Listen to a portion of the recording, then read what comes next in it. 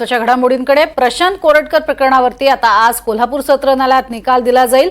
कालच्या सुनावणीसाठी इंद्रजित सावंत यांच्याकडचे वकील असीम सरोदे, कोरटकर यांच्याकडनं वकील सौरभ घाग आणि सरकारी वकील विवेक शुक्ला हे उपस्थित होते। या युक्तिवादानंतर निकाल राखून ठेवण्यात आलाय। आज दुपारच्या सत्रात न्यायालय निकाल देणार आहे।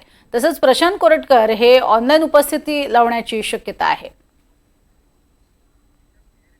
अधिक माहिती घेणार आहोत आमचे प्रतिनिधी विशाल पुजारी यांच्याकडनं। विशाल, काल एकंदर काय काय घडलं आणि आज काय अपेक्षित आहे?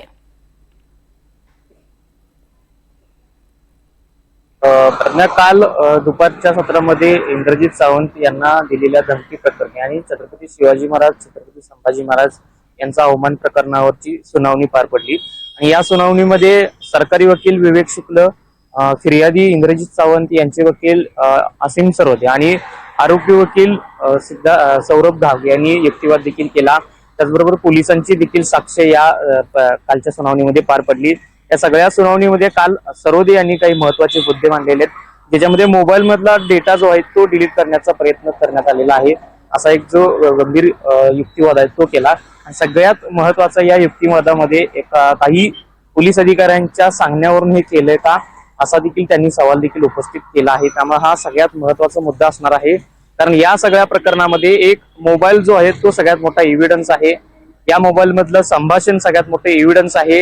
या सगळ्या प्रकरणामध्ये पाहिलं तर इंद्रजित सावंत यांच्या आवाजाचे नमुने घेतलेले आहेत, मात्र प्रशांत कोरटकर यांच्या आवाजाचे नमुने अद्याप घेतलेले नाहीत, कारण ते पोलिसांकडे अद्याप स्वाधीन झालेले नाहीत। त्यांचा जो जामीन जो होता, जामीन मंजुरीनंतर काल सुनावणी पार पडली आणि या सुनावणीमध्ये जे काही मुद्दे मांडले गेले, जे काही युक्तिवाद केले गेले, त्याच्यानंतर आज हा निकाल देखील देणार आहे न्यायालय। आज या सगळ्या प्रकरणावर जर पाहिजे झालं तर प्रशांत कोरटकर याला जामीन मिळणार की नाही हा सगळ्यात महत्त्वाचा निकाल असणार आहे, तो आज न्यायालय देणार आहे। या सगळ्या पार्श्वभूमीवर पाहिलं तर कोरटकर यांनी जे त्यांच्या मोबाईल मधून जो काही कॉल केलेला होता तो संध्याकाळच्या रात्री 12च्या सुमारास केलेला होता।